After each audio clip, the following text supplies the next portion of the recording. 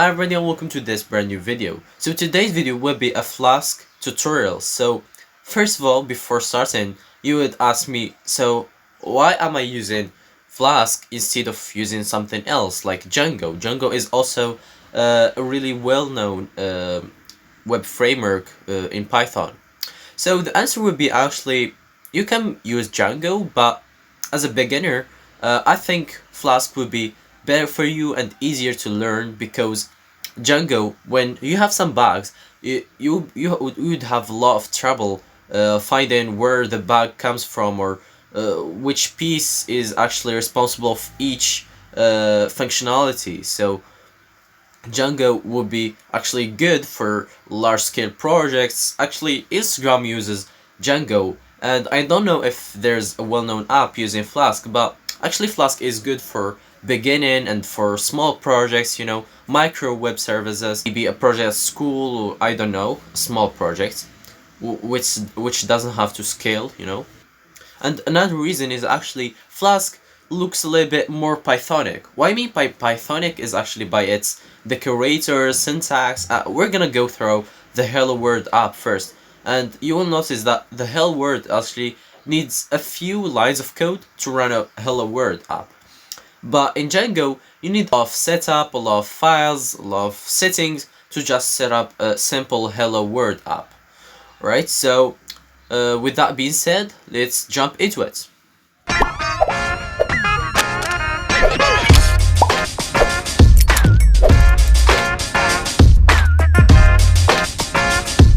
Alright, so everybody, here's my VS Code opened here. I created a directory called Flask app where our code will go in. So first of all, before start, I don't want to simply create a file and start working on it. I prefer actually to use virtual virtual environments, because it actually allows you to work independently, without affecting the packages existing in your PC or anything related to Python or any packages in your PC. So you're actually when you install any packages, you're working independently, without touching to the other versions in your original PC. So to use virtual environments, there are so many options. I think there's venv, but I prefer to use virtual env. Just click. It should take some time. So when you install Python, pip comes by default with it. Right, so here we are. So it's installed successfully. So to create a virtual environment, you just have to write virtual env and the space and the name of your virtual env. I guess I'll just call it Flask app again. Click enter. This should take a little bit of a time. It's just gonna, as you see here, it creates a directory named Flask app. Here's our original directory, and here's the directory inside of our original directory. And it contains a lib directory. It will actually add more directories to it, like scripts and all the necessary stuff to run a Python app. Right, so it's finished the creation. It's done, the creation of our virtual environment. Now we should activate it. So there are two ways. For example, if you're on Mac or Linux, you should use source space and your virtual environment name, in this case Flask app /bin/activate, like so, and this will work for you. But for me, I'm using Windows. If I do this, it just don't recognize source. So in my case, if you're using Windows, you should use Flask, the name of your virtual env, with the backslash here, script, because it goes into the scripts folder here, this folder here, and another time backslash and activate. And this should activate your virtual env. To know if it's activated or not, you should see the name of your you know, the name of your virtual env here. It's not actually complete, sorry. Alright, and now we're done setting up our virtual env. Again, you can use this without using, virtual environments. You can run properly. Right. But I prefer to use virtual environments. Now, we should install also the Flask package. So pip install Flask like this and hit enter. It shouldn't take a lot of time.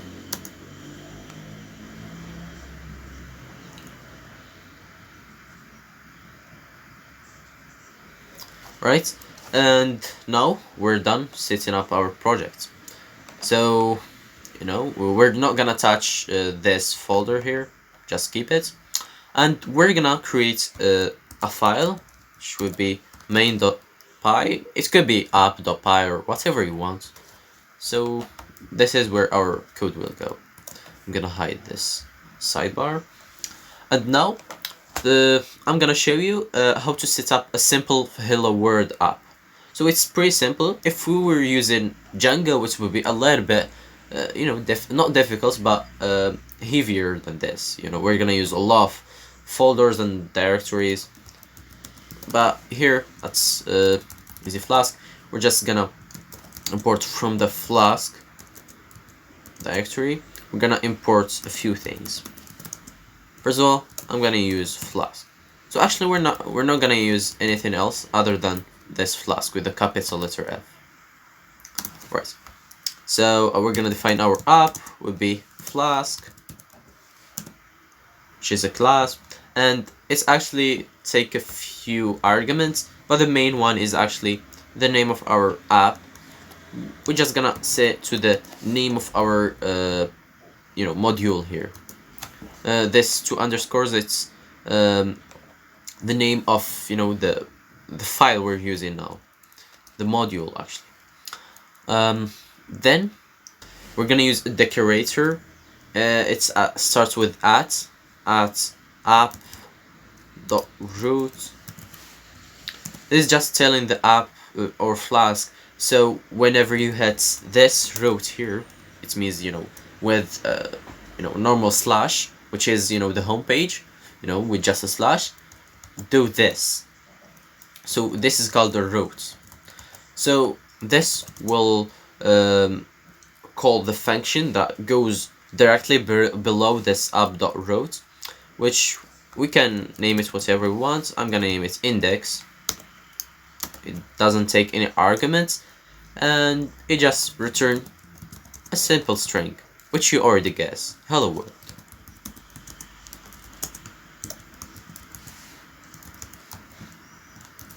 Just like this. And of course,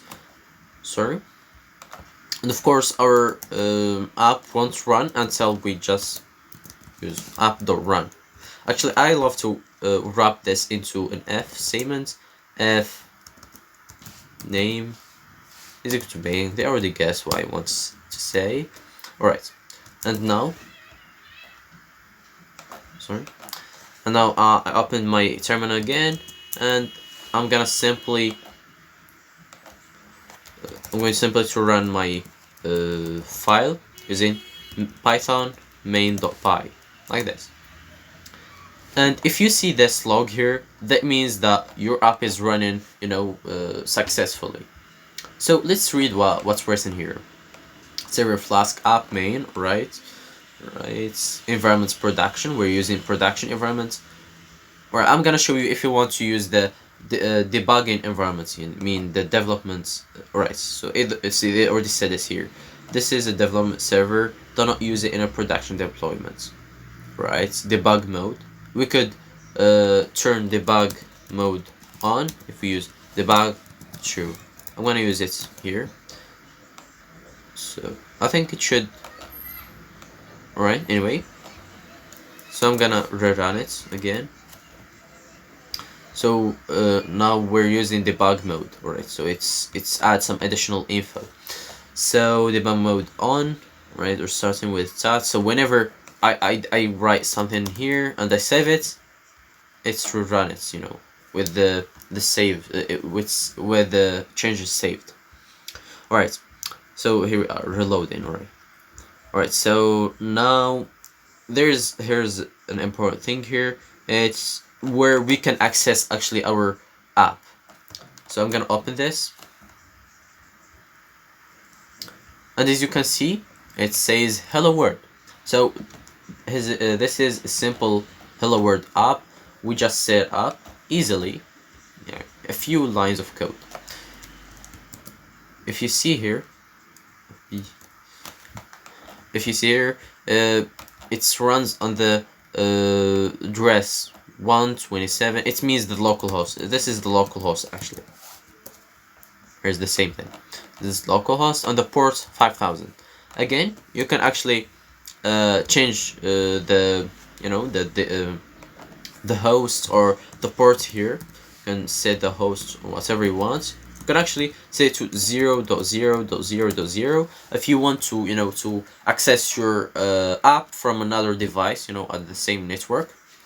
But I'm just gonna set it to the default one, and you can set the port to whatever you want, maybe this number here, or you got. But I'm gonna set, you know, but the default parameters are fine. All right. Now let's tweak our file a little bit. Now you can change whatever, you know, goes here, you know, from the string here. So for example, if we change it to just word and refresh this, it just gives us word. Notice again, it's actually updating, you know, live because of the terminal here, the debug mode on. It's actually, you know, save us a lot of time of rerun it again. Alright, so this was the first part, you know, running a simple hello world app. Now actually what goes here is actually an HTML, which, you know, we can write any valid HTML here. We can wrap this in a h1 tag like this and save it, so it's rerunning, reloading automatically. And if we refresh this, it's actually in bold, right? So you can write any HTML, you know, you want. For example, if we want to, you know, to do it multi-line here, so that it would be, you know, more, you know, good, we can write whatever we want, maybe h2 here, testing, HTML, rendering, you know, whatever, right? Like this. If I got this working correctly. Alright, so let's see here. If I refresh this, you are testing HTML rendering.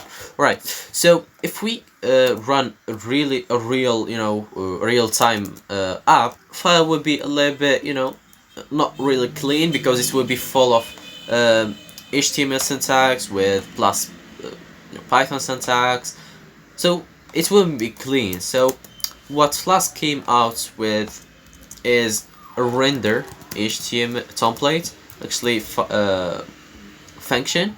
So if we do here render template, it's actually take a parameter which is the file name, and this file will be an HTML file, for example index.html as they said, right, like this. But if we run here, you're going actually to see an error because there's no template found, right? So in our directory here, we should add some other, you know, we should add a directory which would be named templates like this, and inside of our directory template there will be an index.html file, because whenever you call render templates at a specific file name, Flask will actually go and search for it inside of our templates directory. So it will go here and find index.html here. If you put right into our Flask app directory, it will find this because it actually searches inside of our templates templates directory. Sorry. So inside of our index.html, we're gonna write all the code that we want to be rendered to the client. So I'm gonna use this shortcut. Again, it's a magical shortcut that comes with VS Code. This is why I use VS Code, because there are a bunch of shortcuts. So just an exclamation point, you hit enter, it actually runs the default stuff. I'm gonna use testing. Here, we're gonna put our code here. Home page. I'm gonna use here, home page. There, in H2, you can actually feel free to add anything you want. Maybe login. We're gonna add a few things along, while during the. So we're gonna add a lot of features to our app.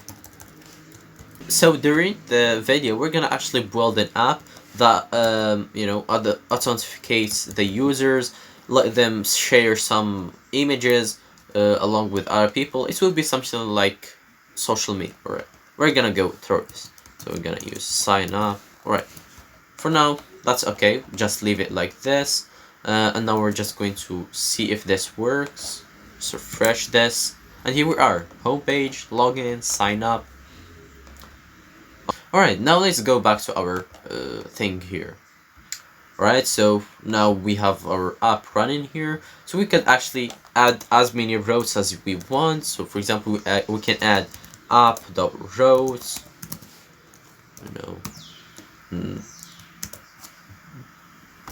Maybe admin. And we're gonna use admin. I don't know. It will be anything you want. We're just gonna return and just hard code it here. H1 hello admin. Like this. It's updating live here. As you can see, it's actually record any GET request or any post. We're gonna go through what's a GET request and what is a post request. Let me just go here. It actually renders, correctly. If we add a slash here, it even gives us the same thing. Now, if I go to admin here, it gives us hello admin. Now, here's something to notice here. If we add here a slash, it actually gives us not found. But we know that actually this is actually equal to this. It's the same thing.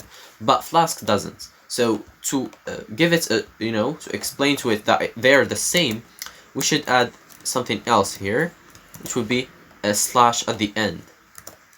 So let's save this, and now again, let's go again to our Chrome here, and if I refresh, it gives me hello admin. And if I go again to admin without a slash, it gives me again hello admin. So remember, always add slashes to your routes here to avoid a lot of bugs. Now you'd ask me, alright, this is good, but it's kind of boring. Now, like we're visiting, it's just like, hosting your app, a static web page. But alright, here what the magic comes. Now, for example, we can add another page for normal users. Maybe app.routes, that's slash user. Don't forget this slash here, and here we're gonna use user, and return something. Hello user. Right. Now, if you notice here, I made a column here because I want to say the username. Now, this is obviously, it's not gonna be a static web page because it's gonna, change depending on the username. Now, to get the username, we can get it right from right from the URL using the parameters. It's actually Flask allows us to pass parameters through the URL like this, and we're gonna name our parameter user or username like this. And now to use our to grab our parameter and use its value, we should pass it here, username again. And now it's working such any arguments, function arguments. So we can pass it here plus username like this. Now we can use as we want. So if we go here again and we go to user like this without passing anything, it's not found because we should add something to it. So for example, if I do user Taha, hello user Taha, and this gives my name, right? Now it supports also any data type. For example, it can actually be an integer, but by default it actually handles a string. This could be an integer. Now if I go to my Chrome window here and I pass a number, right? So here we have a type error, not integer. Alright, so here there's a few mistakes here. We should add a string here because it's Python. There are a lot of type errors, right? Now refresh this. Hello user 7890. Right. Now it's cool. We can add also flows, but I'm not gonna show you this, right? It's just focus on the import thing here. Alright. Now we saw how to pass this arguments here to a normal hard-coded HTML here, but how to pass it to our HTML here? For example, we want a user here. For example, let's add another template, user.html, and here use the magic trick there, user page, and we want here to pass the name of the user. So hello user, 2 points here, and we want here to pass the name of our user. Now we can the render templates has some additional parameters that we didn't pass a few minutes ago. So this parameters could be like, so first of all, templates, it would be the user.html file, and there will be some cool stuff here. Right, so let's go again to our user.html. Now Flask uses by default the Jinja 2 template. So what does this mean? It means actually inside of your HTML here, you can add some Python expressions. So it will run actually some Python values. For example, if I pass here, if I do some Python expressions, you should use you should wrap the expression inside two curly braces like this. No, actually it's 4 curly braces. Maybe 2 plus 3 if we give it this expression. This is a Python expression, isn't it? 2 plus 3. And I'm gonna copy this, paste it here. Again, it doesn't make sense with this hello user. Anyway, we're just gonna get rid of this 2 here and just give it like this. And now in our main.py, we're gonna simply just render this user.html normally like this, so it's gonna render it without any changes, but we're gonna notice how it would affect, how this two curly braces would affect. Right, so now let's go here and refresh the page. Right, so there's some few changes. So we have hello user, don't mind about this hello user. We have 5, and then we have 2 plus 3. Now if you notice here in our file here, it actually calculates how it actually calculates 3 plus 2 because we actually wrapped it in a 2 curly braces here. So it's actually considered as a Python expression, and it's calculated. Now actually we're gonna use this almost the same thing, but for example here we're gonna pass a variable to it. So for example, if I put here if I put username here, it actually would show the real username. So actually it's undefined now for the HTML file, but to pass a variable to it, we're gonna use some additional parameters. So here we're gonna use username this is, again, for example, we can actually tweak this to be user, like this. We're gonna pass here user is equal to username. So we're actually passing the value of this variable used in our HTML file. So whenever it encounters a user inside the expression curly braces here, it will actually give it the value as username that was passed here. Now save the file, go again here, and refresh this.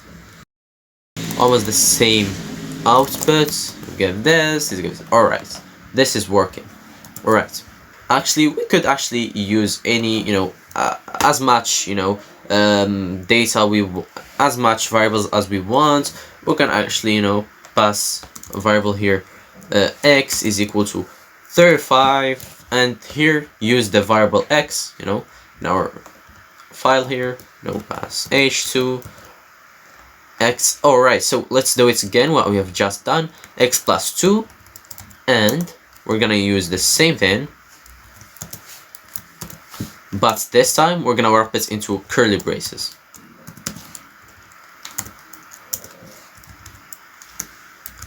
Well, before continuing and showing you the results, what do you think will be rendered in the HTML?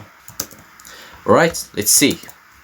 So I'm gonna refresh, and here we are. We have x plus 2, normally, rendered as we inputted, and then we have the value of x plus 2. So it's actually 35 plus 2. So thank you for watching the video up to this point. If you're actually following along and enjoying the video, hit the like button, subscribe to the channel if you're not subscribed yet, and leave a comment, Alright, now if you see, until now,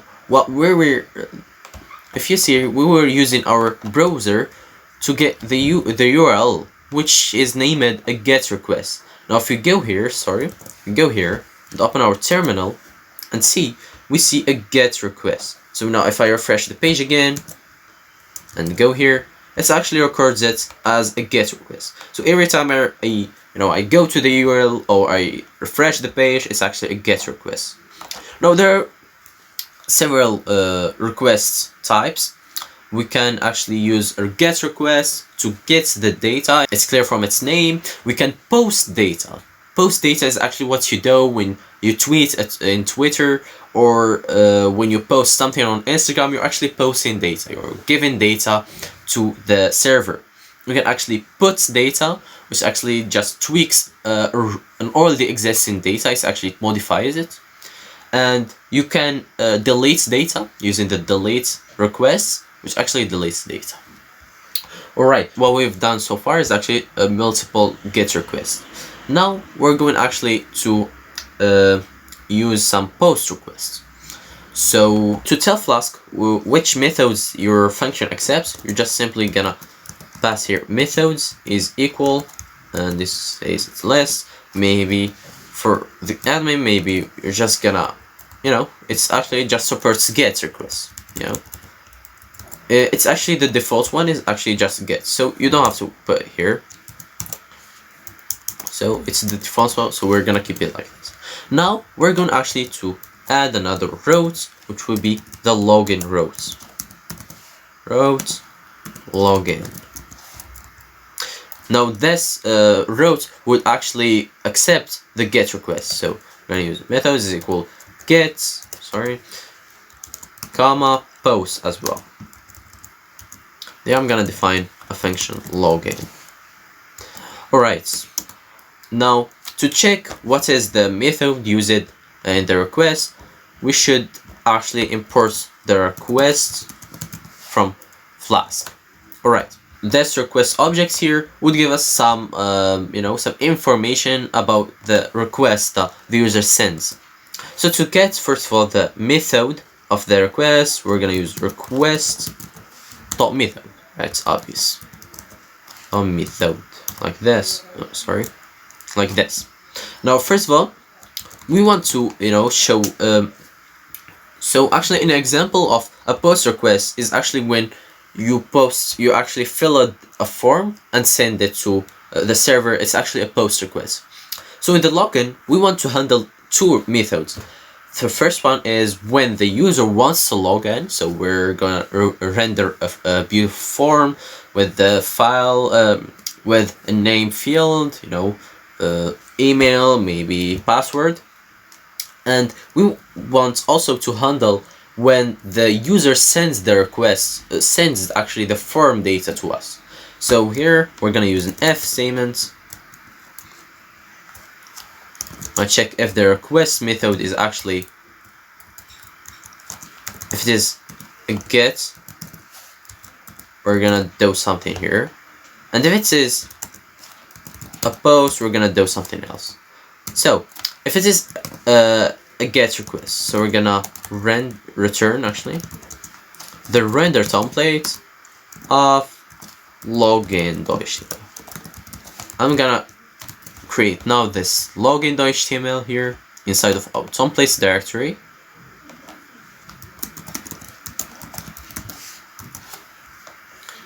Another time the magic trick, and the title would be login page. Sorry. Alright, in the body we're gonna define a form. Right. So in the form, if you know really enough HTML, you would know that we actually can pass an action,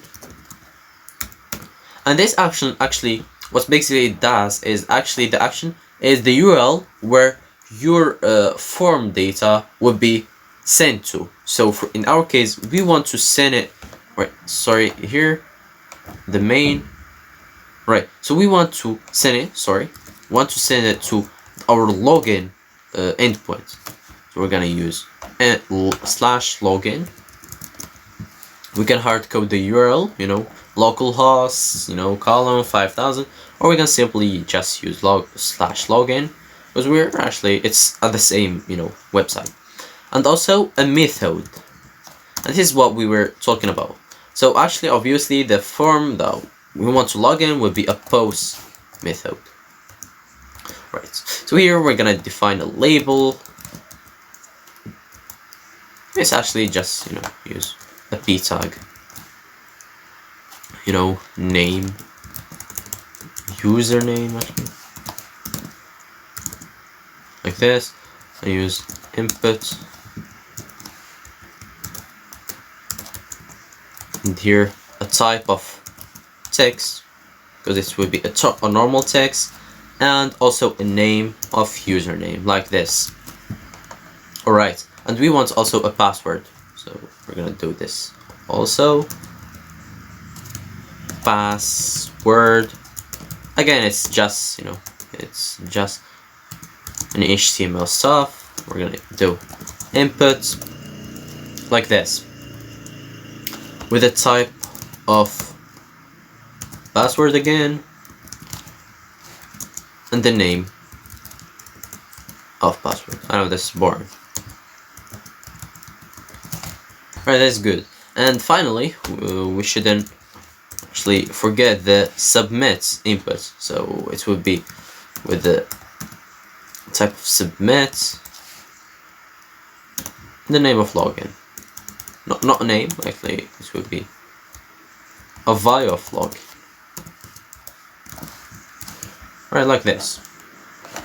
Alright, so we're good to go. Now, else, I'm just gonna fill this with anything. I'm just gonna pass.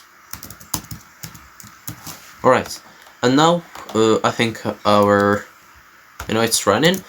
So refresh the page here. Alright, so we actually killed the program, right? So we should run it again.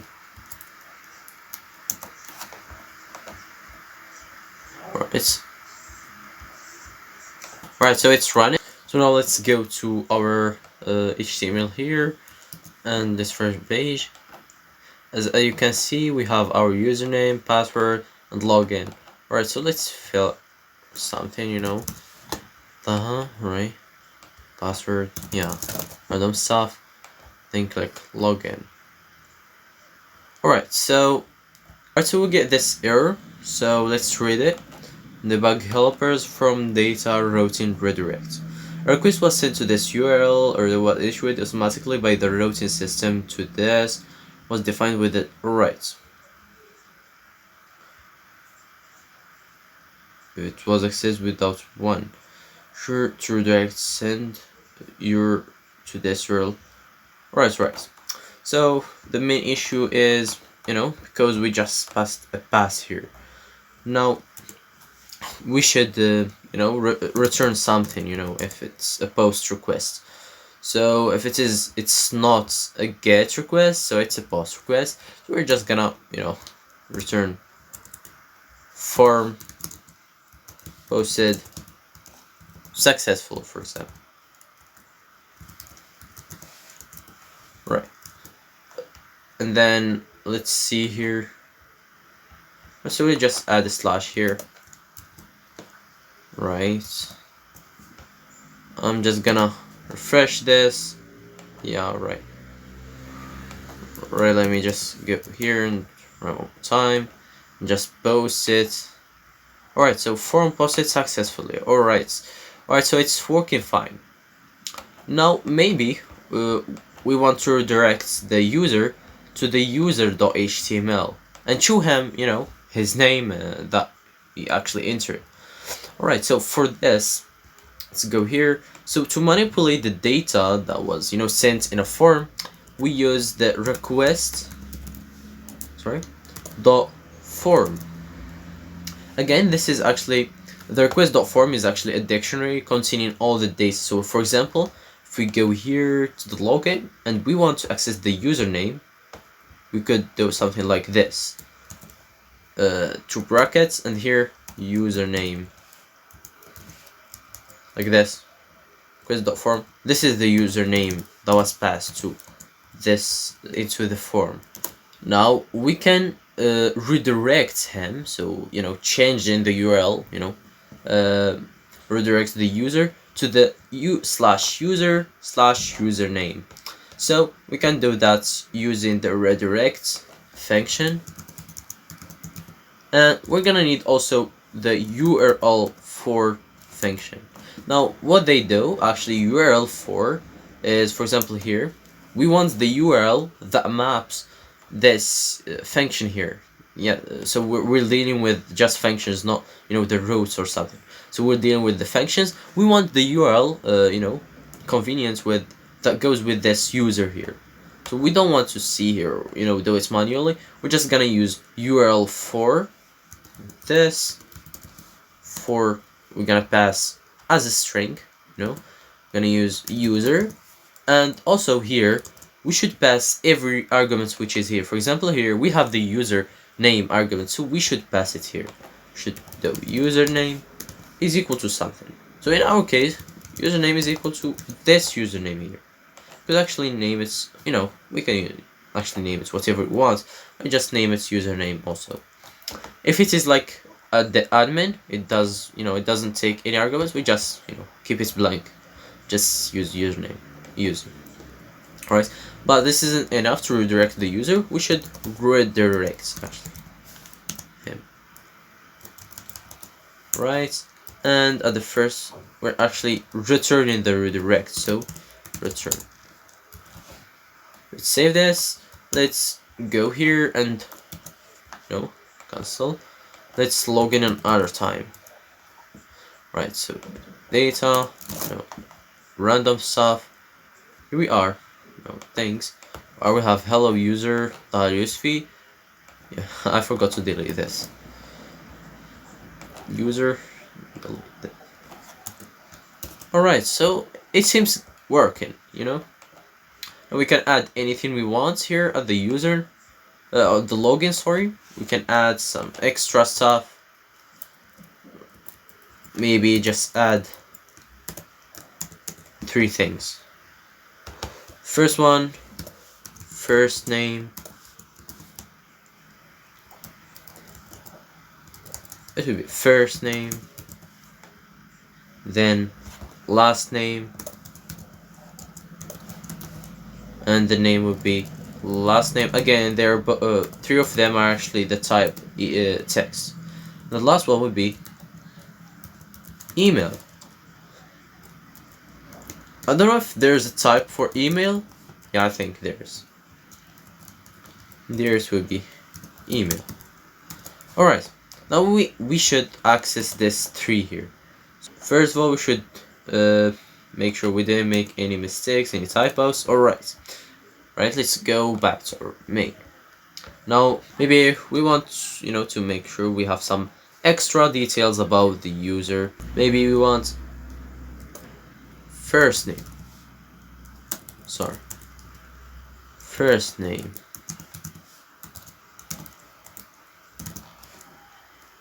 We want maybe last name.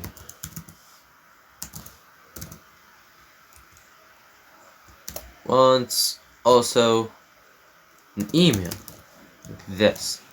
So 3 things. Right. Oh, maybe 4, yeah. Or 4. So let's just pass them here. Now this is, an ugly way to do it. So we're gonna see how to, to develop these things and make them better. Right, so we're gonna use first name, last name, and then email. Right, so we're good to go. Now we should pass these things here. So again, we can access them as I said, like here, first name is equal to request dot form to brackets first name. This. Alright, last name again request dot form. Alright, auto completion makes the work for us. Email is equal to request dot form. Alright, sounds great. Now we should add a few stuff here. We should add the first name be equal to first name also. Alright, we're gonna add the last name equal to last name, and then email equal to an email. Alright, without comma. Alright, save this, and of course we should pass them here. Let's see. Right, we can get rid of the X and replace it with these things here. You see it? Alright, like this. And we're gonna use them as our user.html. Hello user. And I think we could actually, make them in a table. Let's use a table with a border of 1, like this. We're gonna use a T. Now I don't know, are we gonna use a T head? Let's use it. Let's do T head and user name. Yeah, username, yes. Also, no, of course we're not gonna show the password. We're gonna use first name, also another th would be last name, and then email, of course. Alright, that was the T head. Not the T body.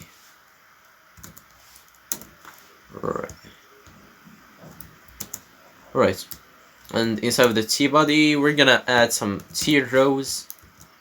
Things like this. Oh, alright, sorry. So rows, alright. Each row, for example, we're gonna add T date. Alright. So I think the T date are right.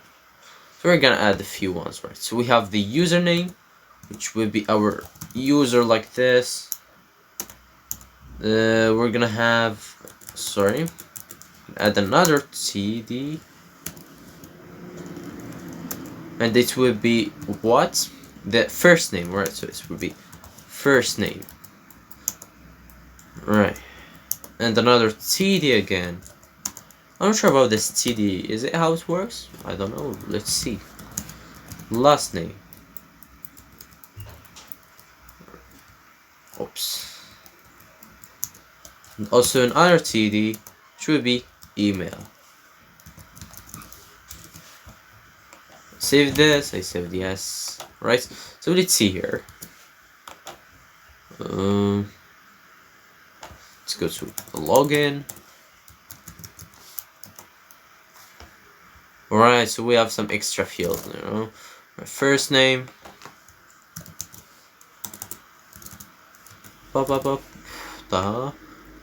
last name, fee, right, email, right, at gmail.com. Right, so now let's log in.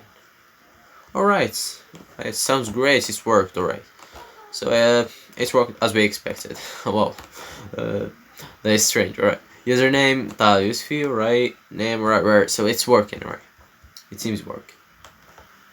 Now, if you notice, when you're using an app, like Instagram or something, for example here, if we just refresh the page, it seems working.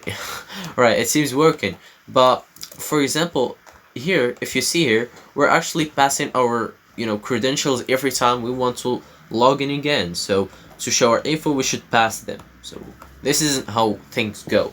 For example, in Instagram, you just have to pass your info for one time. So and then it remembers every time you go to Instagram, it just remembers who you are, and what credentials you passed last time.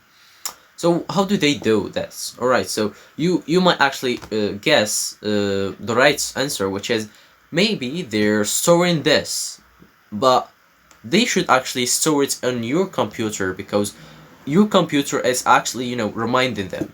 Your credentials are actually stored in their data centers, in their databases, but you should also remind them that you have actually your username and your password, so no one can access your account without passing your password and the right credentials. So your browser should actually store your data, and this is actually done by something called sessions.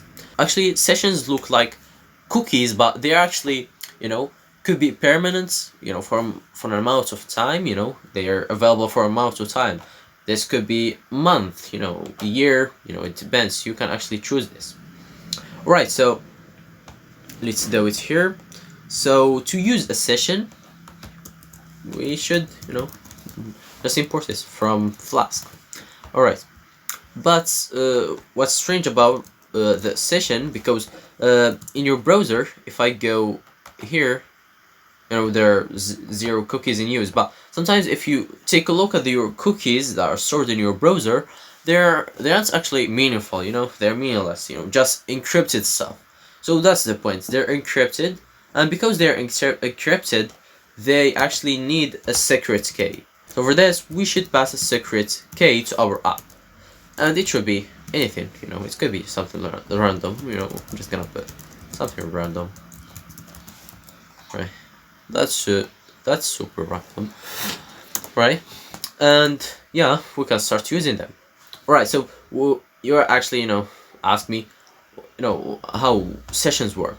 Actually, sessions are just a dictionary. For example, here's a session at the beginning, maybe here it is, and maybe you're logged in, so your session actually log in, then your session would be something like this.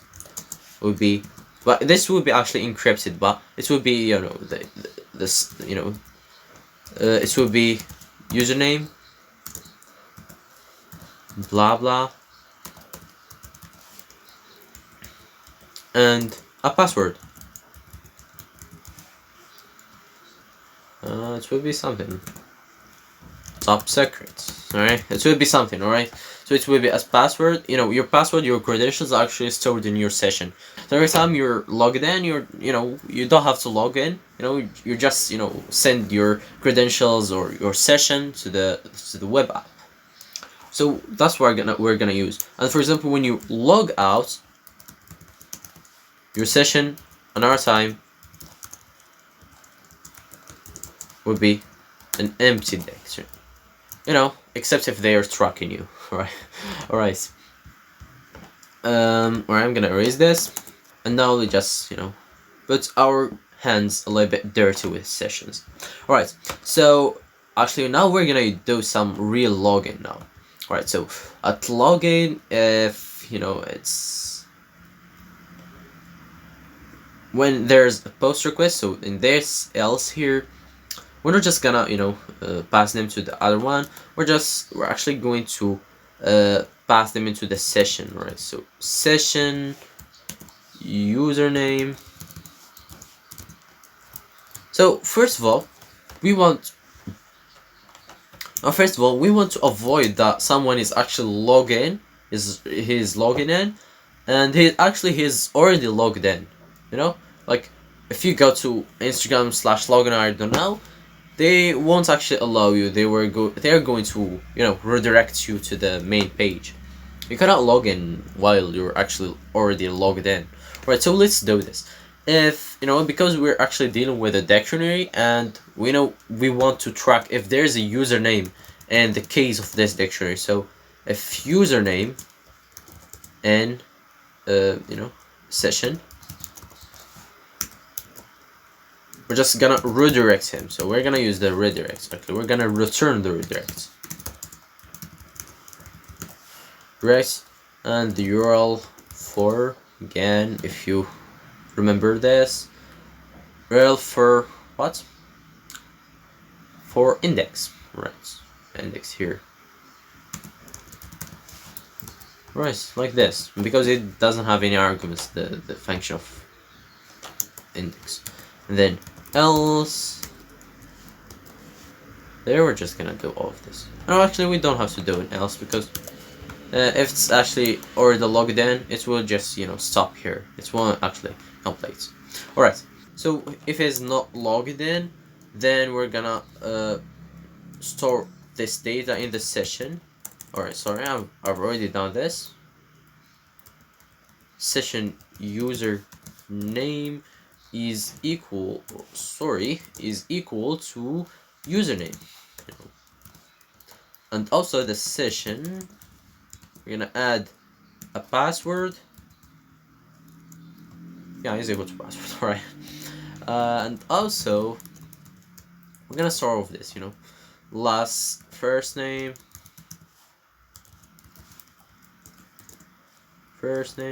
right, session last name, right. Alright, and the same thing here, email, we're gonna sort at the session, it will be equal to the email again. Alright, so now we don't need actually to redirect to the user, we don't need this stuff, right?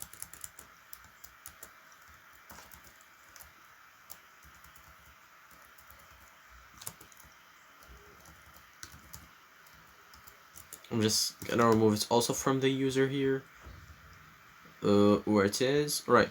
So we don't need this. We're just gonna use user, because it would actually get the data from this session also, because as we can set session, some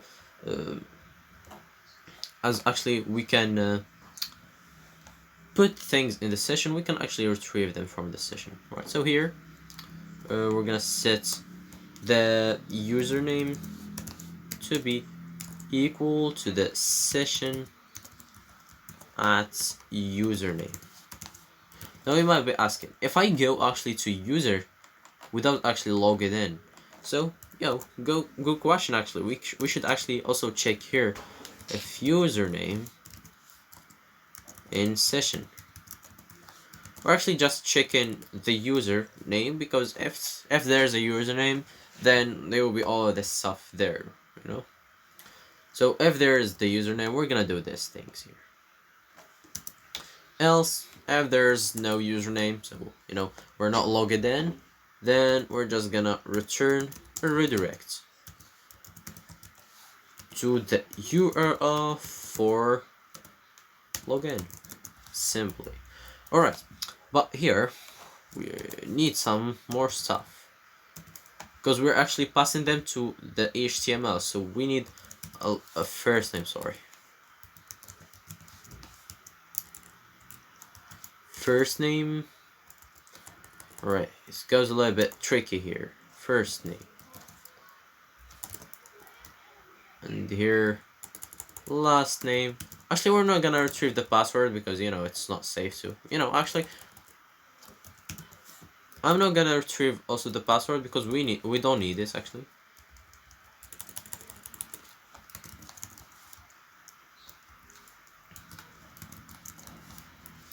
I'm just gonna delete this.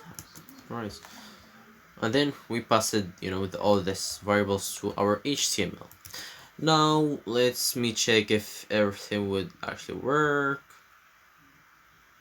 Alright. Seems good. Alright. Right, now let's go to our here. Right, so it shouldn't be working because we have this extra things. Sorry. Right, so we should see our terminal here. Right, so let's run it one more time. Is there line 42? Right, let's see. I don't know.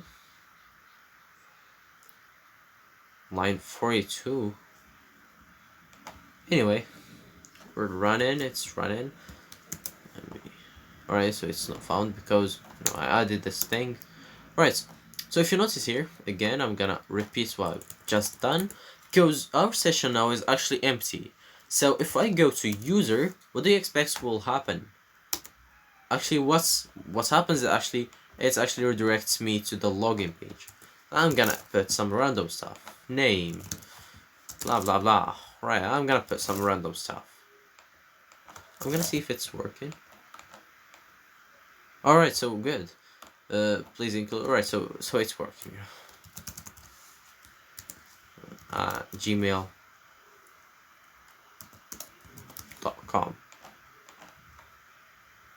Right, so here's the error. Name password is not defined. Right. Alright, so alright, because we're not using password, you know. Actually, we can actually use password for sessions to auto login another time. So yeah, I'm just gonna put the password is actually equal to request dot form password. Alright, seems now it should be working. Let's continue. Alright, seems working. Hello user. Alright, this is good actually. Right, now a last topic we're gonna talk about in this video is actually databases. Alright, so now let's imagine that we have a social media app. So everyone can actually, you know, put some images, media into your, you know, your app. But first of all, when someone is signing up to your, you know, to your app, we should actually store his username and password. And actually, we're gonna talk about the password later.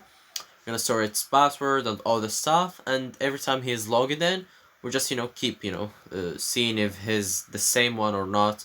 You know, if there's a similar username in our database, you know, and so on.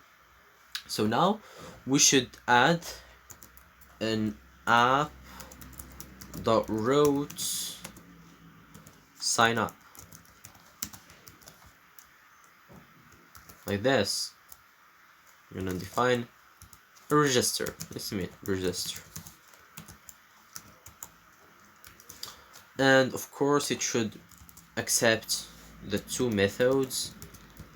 You already guessed them, or sorry, I already guessed them. It's get and post. Alright, like this. Then we're gonna fill this. Now, before this, because we should use a database, we're not actually gonna, you know, fill it by ourselves. We're not gonna, you know, use some selects for all, you know, and all the SQL, you know, stuff.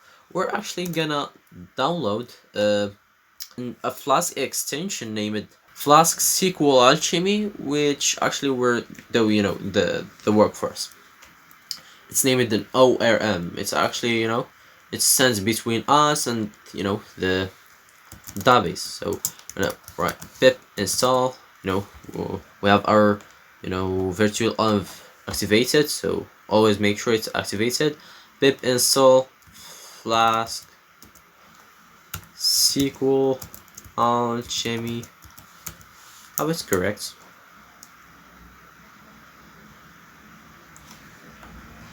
Right, so it's correct, I think.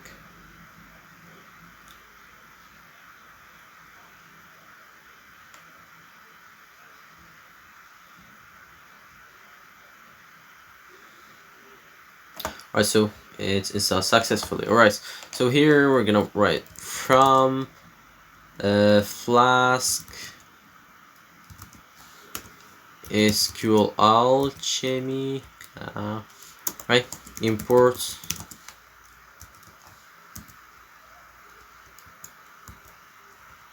is it like this? Yeah, SQLAlchemy. Alright, and we're gonna do db, which stands for database, is equal to SQLAlchemy. I'm gonna move this down here for app. Alright, so it should be working now. But before this, we're gonna define a model. So what's actually a model? A model is actually, you can consider it as a schema for how our tables for for example posts or users would look like. For example, for our users, what data we want to store about them. For example, we're gonna store the usernames, their passwords, or actually let's don't name them passwords, the hash of their passwords, because it's not safe to store passwords, so we're gonna use the hashed version of their passwords. And also we should store their emails, their first names, last names, and maybe posts if we go on, if we consider we have a social media app. Alright, so to define our model, we're gonna put it in a class. Alright, so class user and dp.model. So it's actually, it inherits some of its a lot of its methods and properties from dp.model, right? And here we're gonna define all the magic stuff, all the table properties. So first of all, I'm just gonna set a table name. It's actually the name of our table. It will be actually users, like this. Alright, so we're gonna define a few things. So the first field will be the username, or before this we should do an ID. It will be equal to db.column. We use column for each if of them, like this, db an integer, because our ID would be an integer, so db.integer, and we're gonna add another thing, which is primary key is equal to true. Why primary key is equal to true? Because every ID should be unique. For example, a first name, it should be unique, like two users of Instagram could have the same name.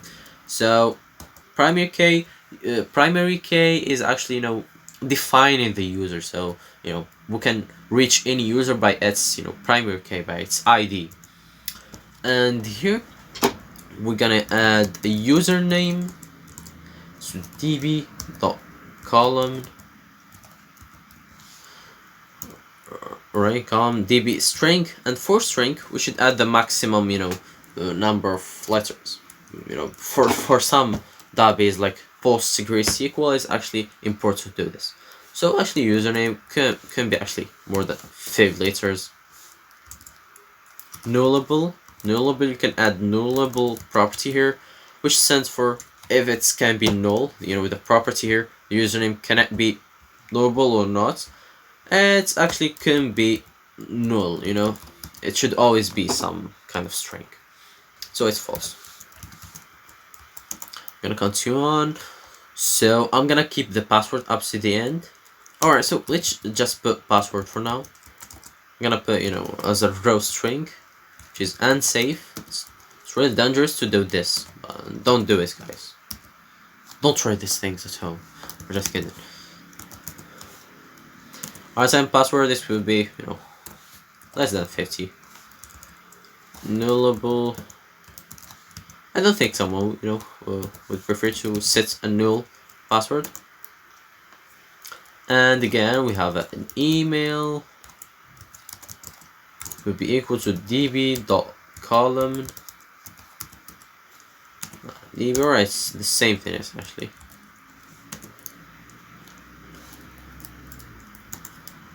Alright. And another thing, what do we have? Alright, so we have first name, last name. First name is equal to db.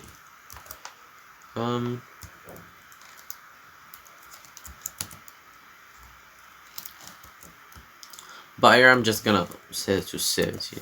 We don't know, there might be, a really long first name. Your last name. Right, and I think we're good. Alright, and we should also add the init function. The init function is actually called whenever, a new instance is, created. So it takes self as any method, class method. We have also, what should be passed to the class when it's called. There should be a username, an email, or let's keep email and password, first name, last name, maybe password or email. Yeah, we're good. Right. And every time we initialize this class, we should set everything to its value. So self.username is equal to username. Self.password will be equal to password. Self. Right. So nice auto completion. Yeah. Last name is equal to last name, and finally self.email. Let's see if they get this, of course. Alright, good. Self.email is equal to email. Alright, now let's test this. Alright, so first of all, we're gonna distinguish between if it's gets requests or post requests. If requests dot method is equal to post, we're gonna do the following, right? If it's a post, so we're gonna have right. So I just thought about it, but here I think first name and last name could be null actually. Like this. Nice. Request.method is equal to post. Then we're gonna set a few things. So we're gonna create a new user. So we're gonna say new. First of all, alright, let's just go new user is equal to user slash user parentheses. Alright, so the username. So here actually we're gonna hard code it, right? Request dot form username. I'm gonna copy this. Copy like this. What's the second one? Alright, so it's password. Alright.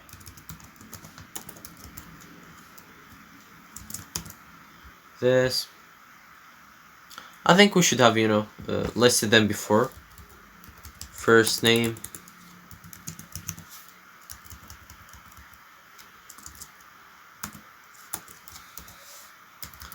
Then last name. And lastly, the email. Like this. Alright. So this is a new user. And always we're just gonna do db.session add new user, like this. And we actually may have another route, maybe, just for testing, for us while testing. Add route, we will name it all users. Yeah, right, all users. And all what this does actually, selects for us, all the users.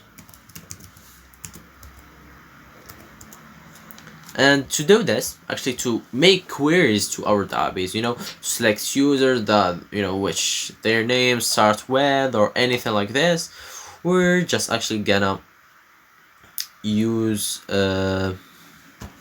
select all. No, we're actually gonna do users is equal to user dot objects. It's actually here, objects. We can actually do query dot all, like this. We can order them by anything we want. I'm just gonna do all, like this, and I'm just gonna pass it to another function. Right, so we're gonna do return render templates of what, of maybe all.html. I'm gonna pass users is equal to users. Alright, and here's a good thing we want to I wanted to show you is, right, let me show you all.html, and inside of here we're gonna use our magic trick, and here all users, let me hide this, and in our body maybe we want to list all of the users. We could actually do users like this, but it would be actually pretty bad. It would be bad. So instead we want to loop through them, and we want to use a for loop. So to use, I just showed you how to use Python expressions, but for loop it's not actually a expression. It's actually like a statement. So to use statements in the template engine of Jinja 2 that Flask uses, you use curly braces and 2 percentage signs, like this. And you're gonna use for user, no, it's not user, okay,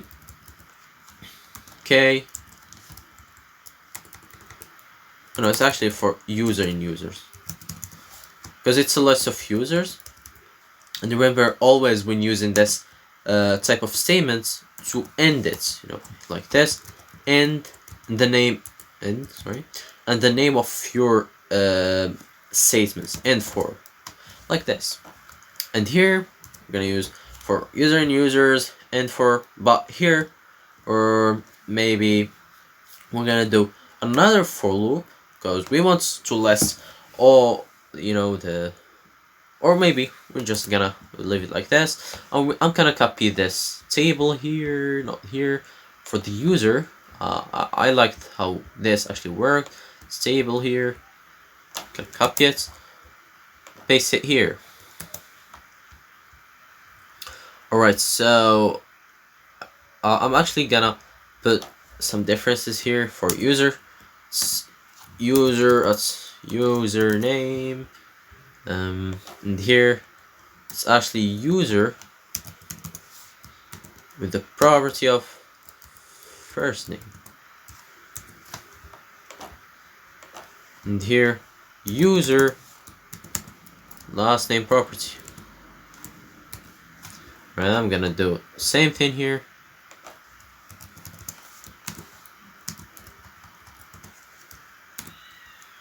Like this. Seems perfect. Right. Let's see if we have something missing. Alright, and at the end of every user, just gonna put an HR like this to divide them. Alright.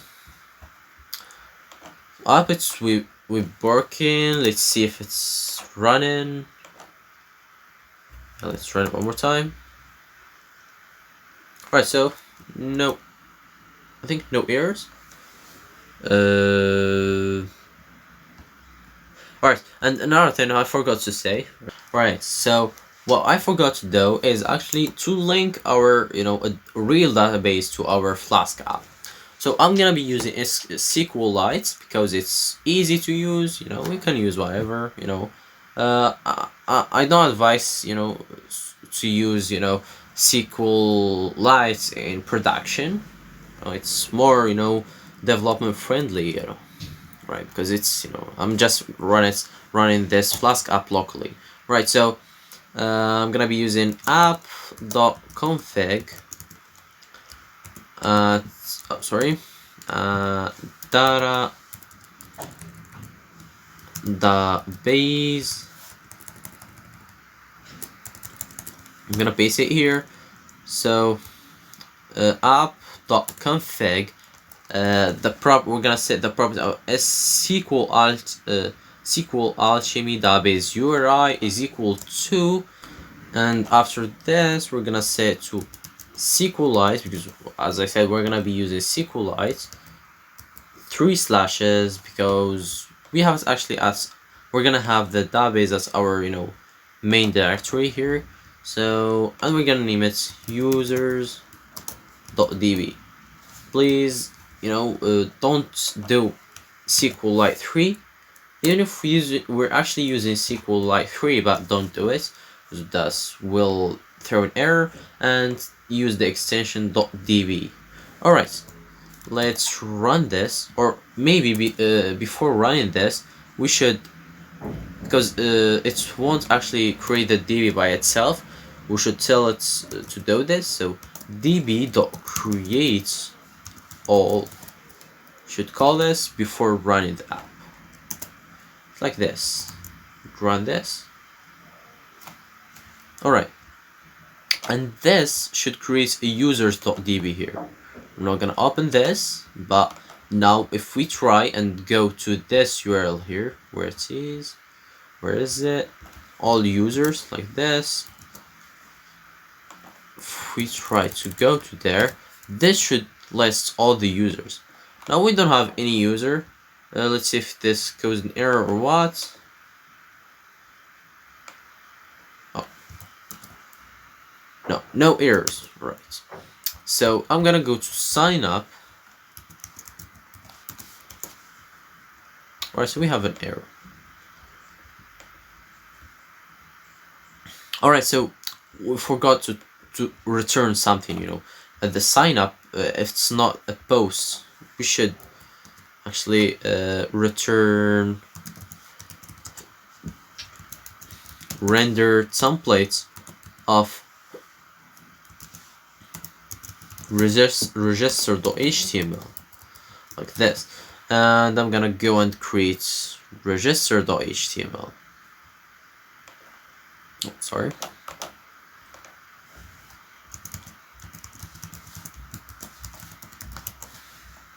Right, and again I'm gonna copy it from this login. I'm gonna close this. Let's copy this form from here. Like this. Register page. The body. Paste this, and I'm actually gonna tweak this to be sign up. It's a post request of a username, password, first name, last name, email. Alright, this should be working. Okay, sign up. It's not important, but anyway, if we go here to sign up, alright, and we have form. We can tweak it as we want. Alright, here we are at gmail.com. I'm gonna change this to be meaningful. Testing name, a last name, and here our username, an email. Let's sign up. Alright, so we're signed up. Now let's go to all users. and it doesn't show anything. I don't know where is the mistake. Let's see here. When adding something, you should always do a commits, commit the changes, the comments, right? So let's go back again here and sign up another time, because actually our data wasn't stored actually, right? So first name would be Taha, right, email. Yeah, I'm gonna put this email and sign up. Right, now let's go to all users. Right, and here we are. We have all the users that we have until now. So actually there's one user, which is me. Now it's, oh, sorry. Now let's actually sign up another time and set some different stuff. Maybe just alright, like this. And just pass the same thing. If you see here, this actually wouldn't complain about, if it's, repeated or whatever. Right, now if we go to all users, we have now 2 users. Right, that sounds great. Right, good. Right. Now sometimes we want to show this admin page to just admin. So his username will be admin and password will be admin. So for this, we're going to actually compare the session credentials with the admin credentials. So first of all, if username in session, right? Because we don't want to compare something which doesn't exist, right? So if username in session, then we're gonna put hello world, else redirect URL for login, like this. I think you already understood what I did here. And then if there's a username in session, session, we're gonna do actually admin, or before going on, maybe the admin doesn't have to be, its username is admin as actually, but we can actually tweak it as we want. So admin is equal to user. To make a query to our database, we use this. As we saw actually earlier, we use it user.query.all to get all the users. But to get just to do a query, a real query, we just do .query.filter by. And here we're gonna filter by username. So the admin is the one with the username of Taha, right? And don't forget to do first, because if you don't do first, it will actually return a list, I think. But when you do first, it actually returns 1. There's actually just one username, one user with the username of Taha. Alright, and now if session username is equal to admin dot username and session password is equal. Alright, it's nice. Right, then we're gonna return this. Else, I'm just gonna return a redirect to the URL for maybe as user. I'm just gonna show him his his credentials. Right, it's running. Yeah, it's running. Now let's go to admin. Hello user. Right, so it redirects us to user. Now, why it redirects us actually to user, even if we have actually Taha al-Yusfi here. So Taha al-Yusfi, right? Let's see here. Alright, so I'm actually gonna clear my. I should actually clear my. Right, I'm gonna use. Where's the logout? Right, so we're gonna add the logout if we want to log out actually. To clear our session. App.root at log out. Like this.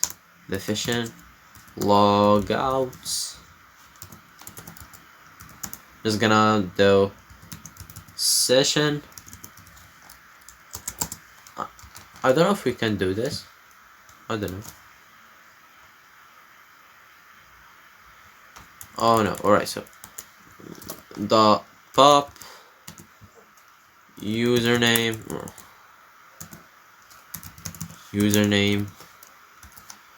none is wouldn't actually return anything. So how many do you need? Alright, 5.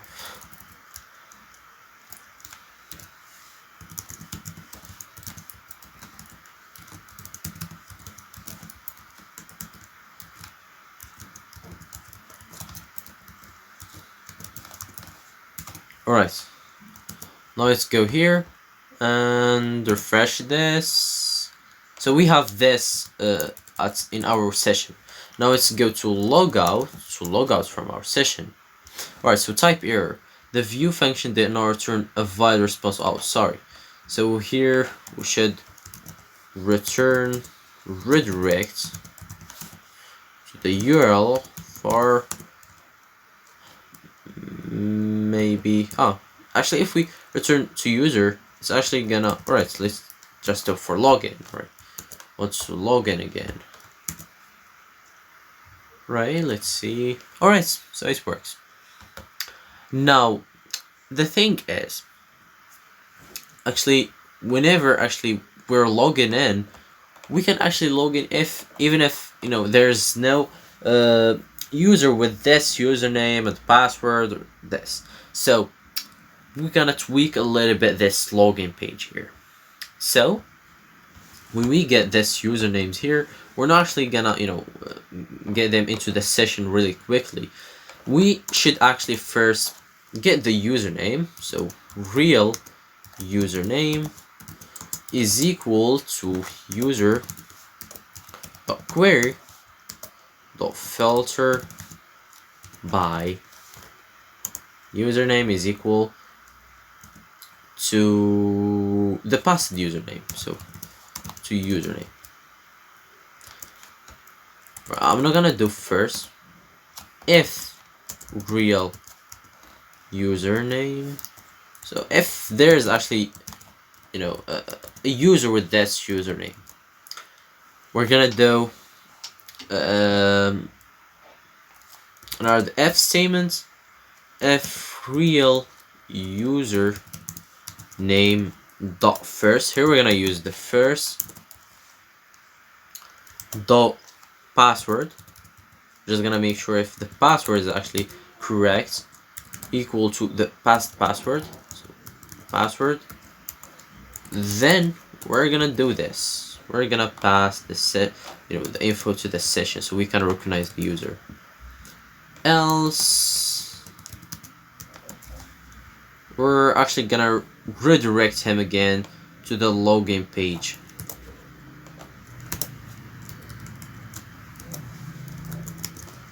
I hope you understand what I'm doing here. Alright. Alright.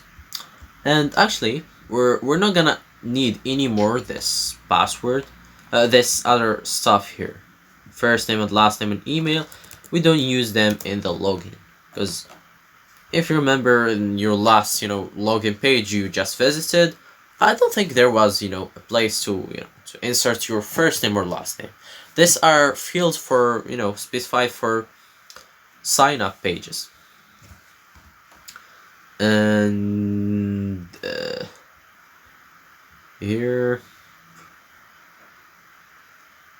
Alright, and here we're gonna fill this with the information of real usernames. The username is actually would be the same password, and here we're gonna fill it with this.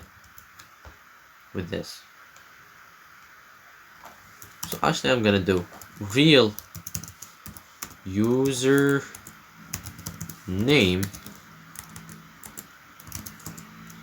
up is equal to this. Alright, so I just have to use real user name dot first name. Alright, and here again, what?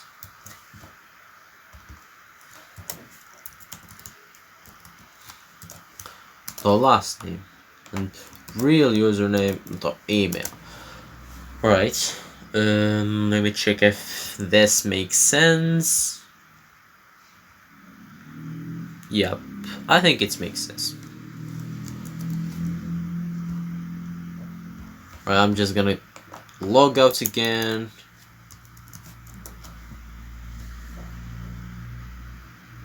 Alright, so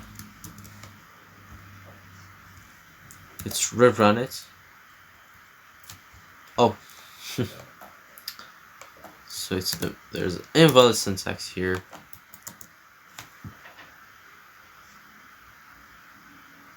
Well, what's going on? Right. So let's see here. Alright, so let's go to the login page. So, oh my god, I forgot the password already, so let's see.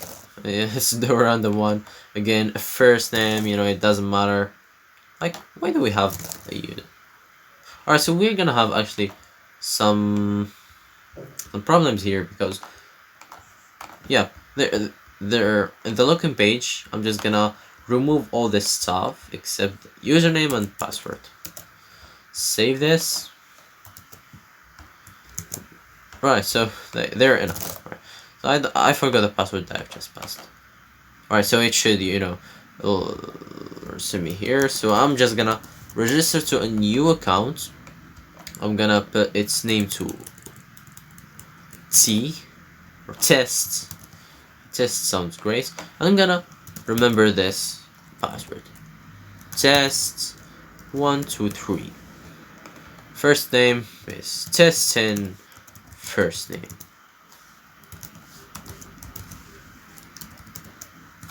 And testing last name and test at example.com. Alright, now let's go to the login page. Login, so I'm gonna pass tests and here tests 1, 2, 3. Yeah, I think. Alright, so it works actually. Change your password. A data breach on a site or app exposed your password. Chrome recommend changing your password on now. Wow. Right, let's see. That seems working alright. Right, so it's working. Now let's go another time to all users. Alright, so we have 3 users now. And if we go again to admin, it actually won't allow us to see, it's actually redirected to user. Actually, we can actually change this by just changing the admin. Let me see. Where's the admin? Right, here's admin. We can change it to the test one, Right now, if I go to admin, it says hello admin. So now I'm an admin because I have the username given here for the admin. Alright, so I think that was great. Now I noticed in our trend we should tweak All right, let me remember, what was it? All right, so when we sign up, right, when we sign up, yes, all right, so when we sign up here like this, we should return, oh, not here, but here, we should return redirect template to the URL for the login. Alright, so here's the thing. We can actually log in directly, because you just signed up, so you actually should be logged in also. So we're gonna actually return them to the user, but before this, we should actually do this. Let me see. We should actually add these things to our session, like this.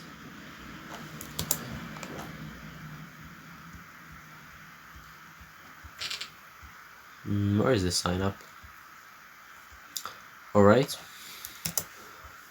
Oh, it seems like a lot of work.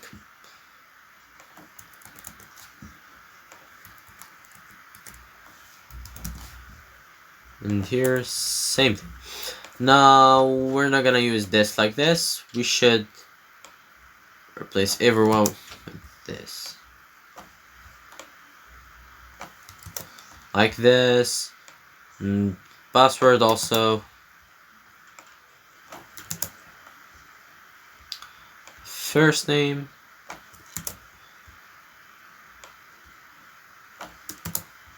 The last name.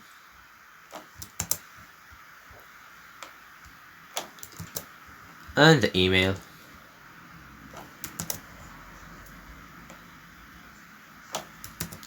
Ooh. That was a lot of work, right? Now we're gonna redirect him to the user. Now let's see if this is working. I'm gonna go to the logout. Login again. No, I'm not. I'm gonna sign up or register another account. So that's a lot of work. I'm gonna name it admin. And I'm gonna give it a password of admin as well. I have first name of. Let's actually just keep this, blank for now. Redirect. Oh my god. Redirect template is not defined. Oh my god. Render template. Redirect, Oops. Let me mistake. That was a mistake. We're gonna continue. Alright, so as you can see, it actually directs us to our user profile. Now, why it's blank? Because we didn't actually pass any data to it. And if you see here, at our model here, it's not. We didn't pass this nullable. I don't know why it's allowing us to pass a null actually email. I don't know. Let's say, for example, here, it's not actually enough. For example, if we want to log in, it's actually log in. Oh, it actually allows us to log in. Why? It shouldn't. Right, see the login, login. Else, if username is session, return.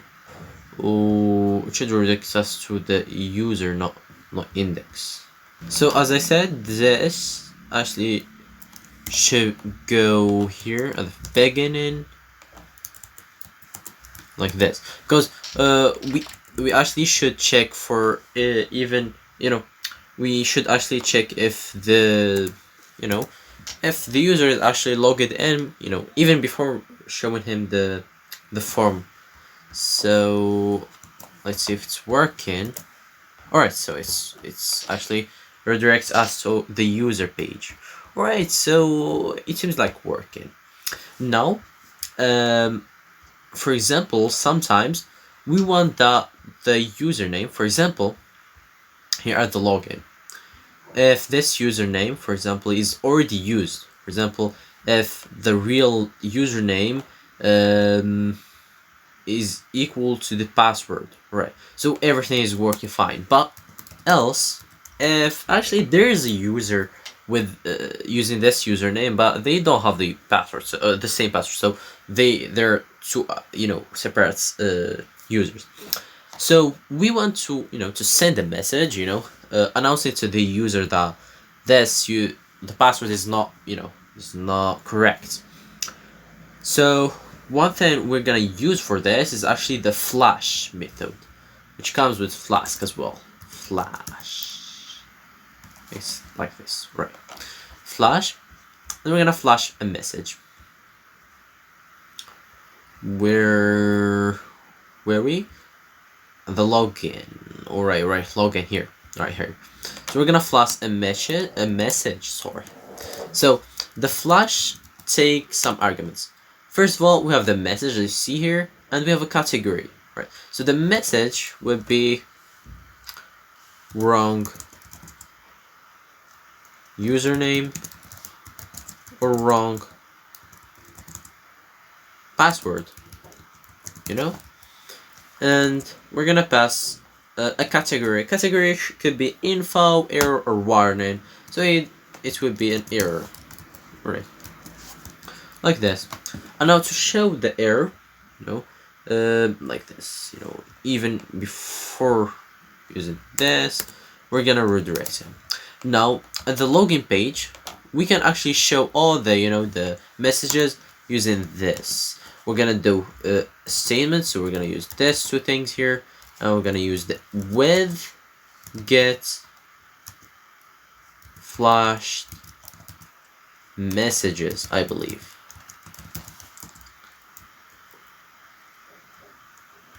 As messages. Of course, we should end it, so end with.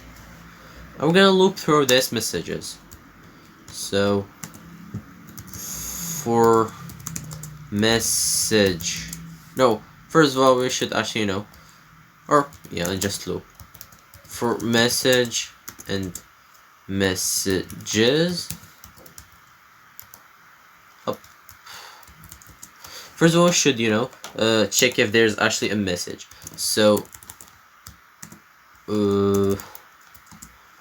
if messages, we're gonna do the following.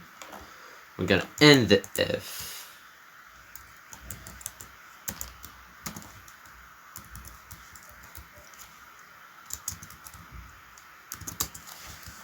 Like this. Right, and if there are actually some messages, we're gonna do ul do here, and for messages, we're going it's end for. I hope you're actually follow along with me. End for like this, and here do less elements containing the message. So it's actually an expression. Like this. I hope it's working. Right now let's test this out. I'm gonna go to logout because it won't allow me to log in. So I'm already logged in. Log out.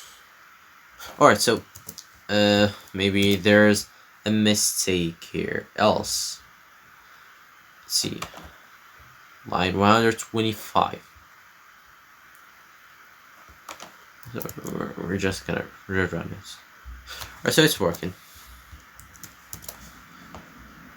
Alright, expected is equal got as.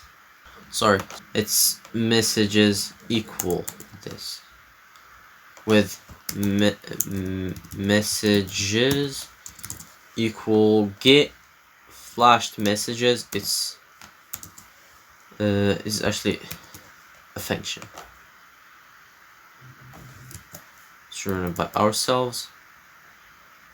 Alright, so it's running.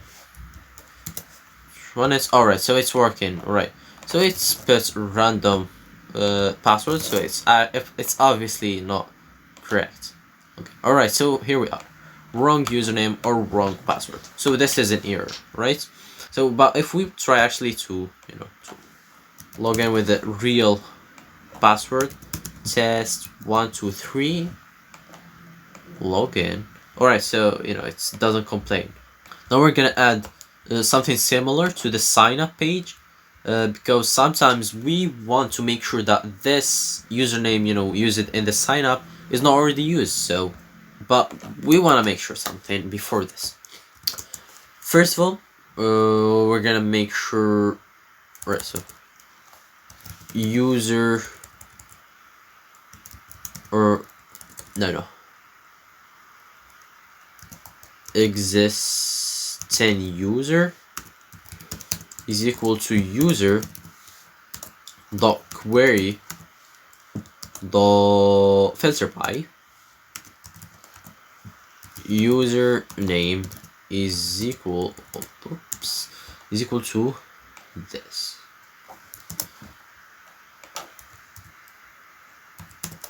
Like this. And we're gonna check if there's an existing username. We're gonna use, because we're gonna also use existing email. So if existing, we're going to flash another error message. So already used username,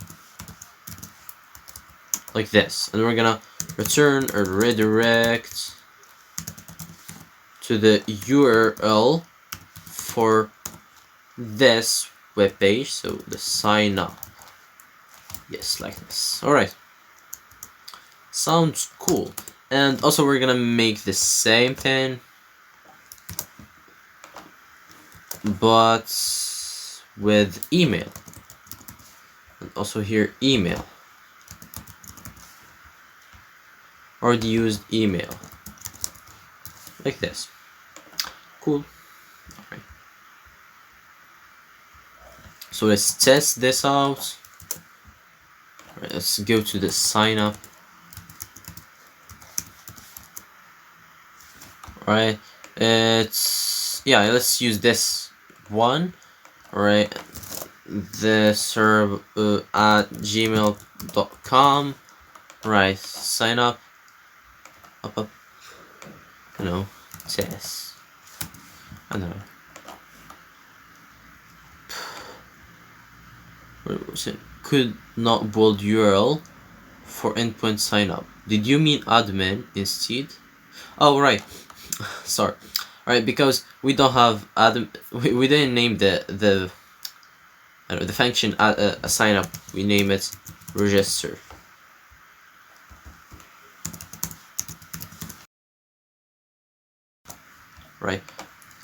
Right, let's continue. What the hell? Where did we use this? I already used username, but I think I changed it.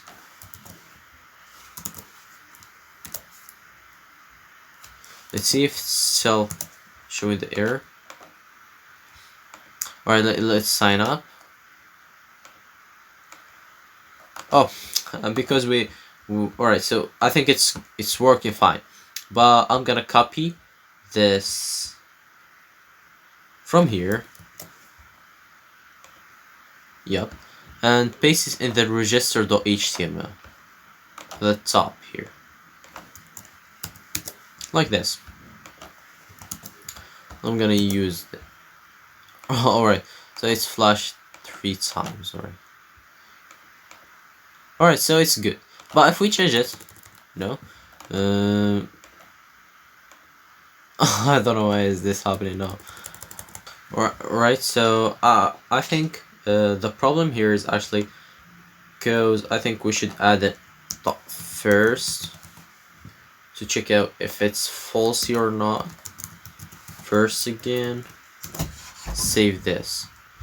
And now go here, refresh this, and now let's go to Tahayu Suite. It says already used username. Now if I change this to something random again,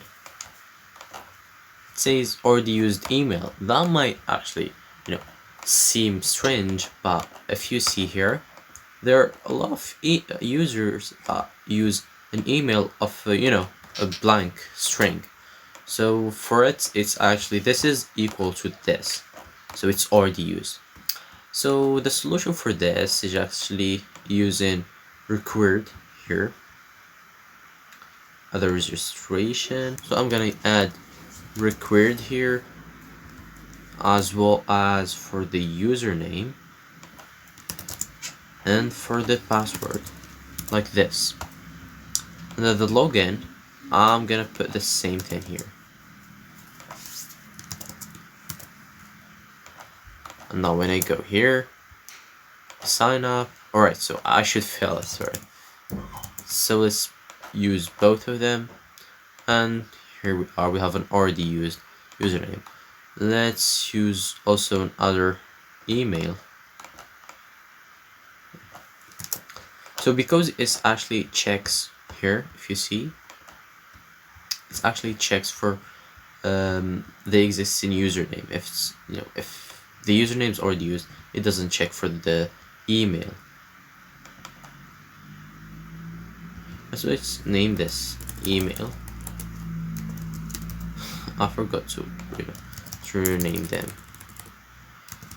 email. Alright, so actually it won't actually cause anything. Or so if I use different email here, alright, the same email as another one, and here use something random, so it's not repeated. So we get already used email. And if we add random thing here and random thing here as well, random at example.com, it actually stores it, for it, it's true. Cool. Right, if we refresh this, right, so now we have several users. Right, that's nice. Now, what if, for example, we want to change a username? So we're gonna add another route. We're gonna name it app.route, and maybe let's name it, change user.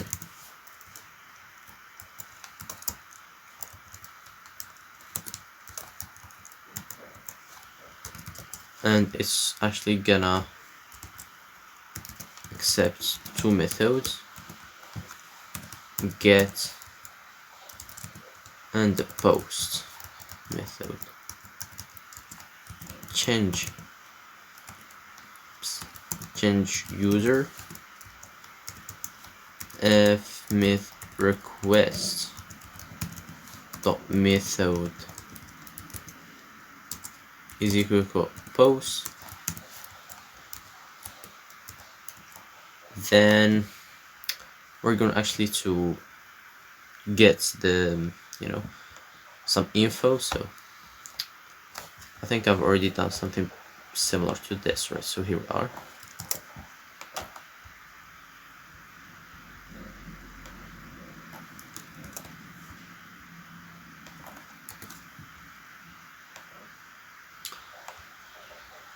So I'm gonna get just the password and the username, because we want to make sure that this should be the same as the past data password, right.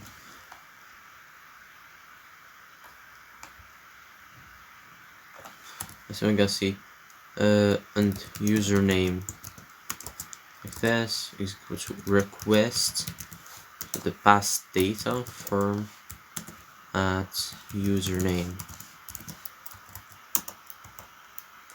and there we're going to get the user is equal to user dot query dot filter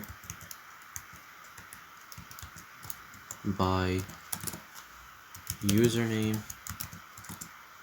is equal to username. Now first we should actually, check for if the username is actually equal to the username passed, if he's lying or, he's trying to tweak or to modify the profile of another person, of another user, which is illegal. Right, this user.query.filter by .first, and here we're gonna set a few things. So I'm gonna add this things here.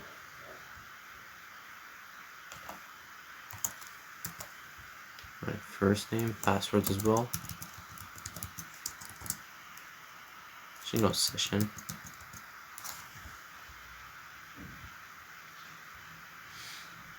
Actually, the get like this.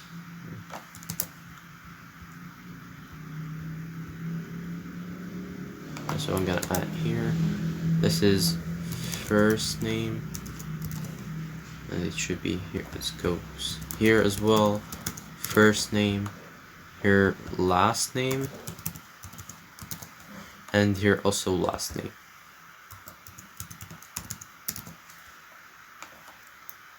And maybe 2 as well. This will go for the password. No. I'm gonna pass this as an email because we have already password here. Email. Hope you make sense. It does make sense actually. Alright. And this user we can actually tweak it, as this. User dot first name is equal to first name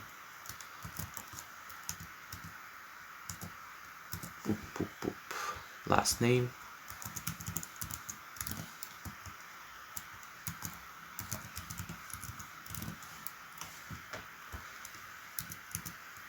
when I use the password is email, and like this. Email, password, last name, first name, like this. And I think we should db dot session dot add user, then db dot session dot commit, like this. Now if it's not a post request, else and now return render of render template at modify the HTML. And here, after tweaking the user data, we're gonna return the redirect of URL for the user page, like this. And I'm gonna create a modified HTML, modify the HTML. This would be actually similar to the register, this, and maybe if they haven't the same username, we're going to redirect it like this, but not for the user, to the change user. But before this, we're gonna flash a message for him, which would be choose your username, please. Like this. This would be an error, like this. Now that's working. Right, now let's go to change user. Right, so actually let me log in again. Logout maybe. and here login. Alright, I'm gonna put test, and here test 1 2 3 like this, and login. So we're good. Alright, okay. Right, and now we're gonna change the user like this, and we have here test. We have here test 1 2 3. Maybe we're gonna give it in first name of test, last name of test 2, dear test 1. Email of, we're gonna keep it as it is. We're gonna tweak it, add a 1 here. If you see here, test is actually like this, and it should become like this. Sign up. Already used username. What does this mean actually? Let me see if I have any mistake here. Modify the HTML.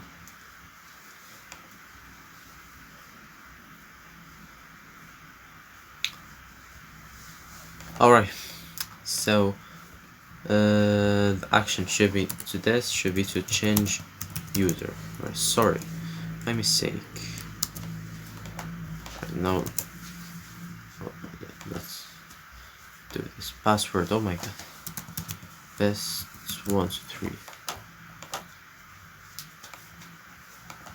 Oh my god, this is terrible.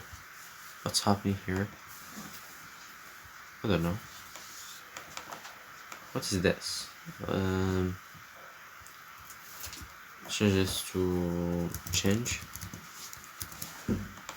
I don't know. Why isn't this, login, register? Let me run the server again.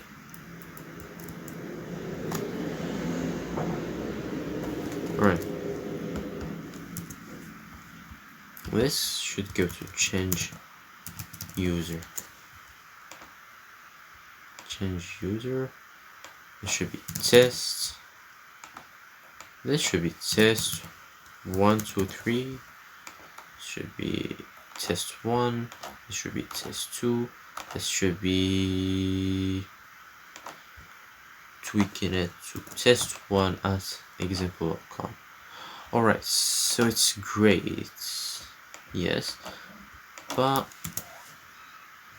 alright, so it's tweak it, right? So if we alright, so this is actually, it comes from the session and not from the database. This comes from the database actually. Let me see, but this comes from only from the session, so we should actually update all this, also the session. Alright. So let's see if we've already done this. Let's see, we've done something similar to this. So change user. So change user. After tweaking this, or let me do this like this, and this should be username, password. No, wait. Right, so password, first name, last name, and email, like this. Save this, and now it should be working. Let's see. Actually, let's change it another time. We're just gonna pass our thing here and just change this. Change it. Alright, so it changed at this spot because we actually tweaked also this session. Alright, so guys, that was the video. If you enjoyed it, don't forget to hit the like button, subscribe to the channel, and see you in the next video. Actually, the next video could be applying this skills to build maybe a social media app. So if you want such a video, just comment down below, like the video, and share with your friends. And goodbye.